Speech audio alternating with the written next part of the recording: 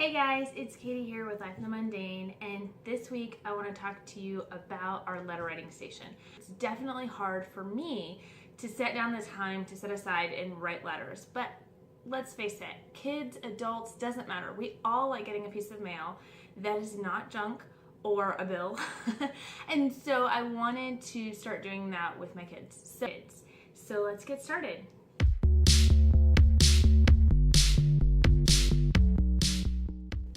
So this year I decided that I really wanted to work with my kids more on writing letters, both for the practice of writing and handwriting, but also just getting in the habit of writing notes of encouragement to one another, reaching out to family members and friends who live far away, and just kind of building those connections. I just think it's a lost art that I wanted to bring back to my kids and have it be something that's just built into our schedule, that's part of our lives, and something they don't even think twice about, because I just want to kind of run you guys through some of the steps that we've taken to make this process easier and how we're building it into our schedule. So first, gather all the supplies that you're going to need. So for us, we have supplies like stationery, letters, maybe you want to put some pre-made birthday cards, get well cards, whatever together, envelopes, stamps, return address labels, any of that kind of stuff. Gather it all in one place and have a set place for it. So for us, we have a letter writing basket, which I showed in my homeschool room tour. Check the iCards above and you can check out that video to see a little bit more about that. But we keep this on our rolling cart with our morning time stuff, and it keeps everything all together in one spot.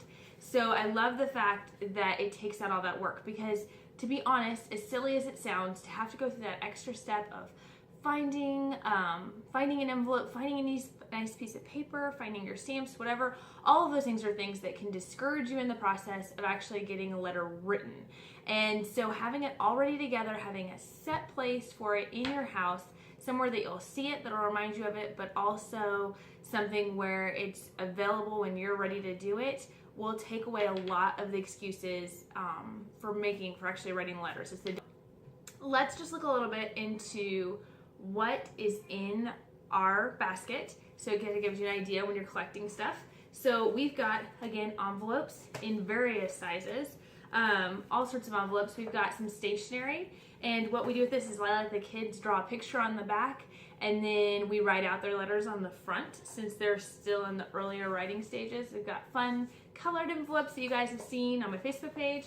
We've got stamps, and I just try to keep a stock of stamps there all the time so we don't ever have to worry about that. And then we have our folder. So in our folder, we've got a letter writing log, which I'll get to in just a second, and return address labels that are behind here. I like to use the ones that they send in promotional offers, like from the insurance company or whatnot, that we just throw in there so that they're ready to go. And then I have labels for addresses. So behind this one, I actually have ones that are already filled out that I just print out for all the grandmothers, the aunts and uncles who maybe live out of town. They have a few friends that have been really close that have moved away. So we've got a sheet for each one of those people back here. But then I also have a blank sheet just for those who maybe I want to just do one letter to that aren't on a normal rotation necessarily. So I like to have that all together, ready to go. I also think it's a great idea to throw in here a list of other people that you might want to send cards to throughout the year, and maybe keep a list in there of birthdays that are coming up or anniversaries so you can send notes to those on those special occasions. So now you've got everything together, you've got sort of a set place and your supplies all together. Now what do? Now I think the biggest thing is set aside a time every week or every month, however often you're wanting to do it, set aside a time for you to do this, because if you're just trying to work it into your life when it's not busy, it's just not going to happen. And so so I really recommend setting aside a time. So for us, we do it as part of our homeschool morning routine on Thursdays. We set aside time to write letters, and the kids look forward to it all week long, but that you can totally do this at any point. You could have it be after your kids get home from school. Whatever it might be, find a time that works for your family and your schedule, and set aside that time to have letter writing. It doesn't take long. Honestly, depending on how you format it and how independent your writers are, or even if you're just doing this as yourself, you don't have to do this with your kids even, but even if you're doing it yourself, it doesn't take very long. 5-10 minutes maybe, and just setting aside that little bit of time, setting a phone reminder if that would be helpful just until you get the habit of doing it, is awesome. So just a few other things before I wrap up this video. I want to tell you guys, logging these letters like I showed you with this, all it is it has a place for the recipient, or for the sender, for the recipient, and the date you sent the letter. And I think logging those letters is really fun to be able to see how many letters you've sent out this year, but you can also log the ones that people send back to you.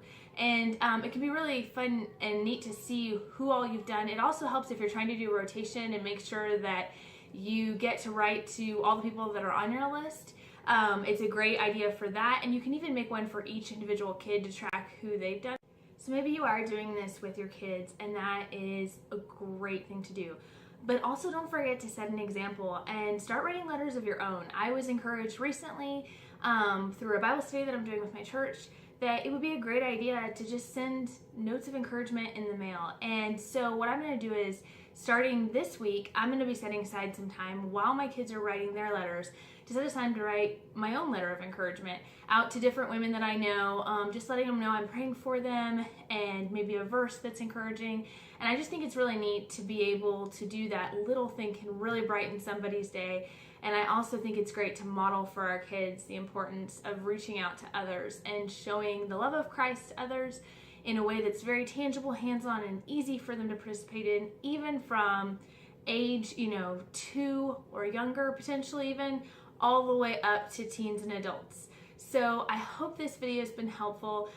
If it has, please like, comment, and share. Subscribe to our channel. We post videos every Wednesday and Saturday, and on everything from homeschooling, parenting, home management, and all things in between on how to make the most of those little moments.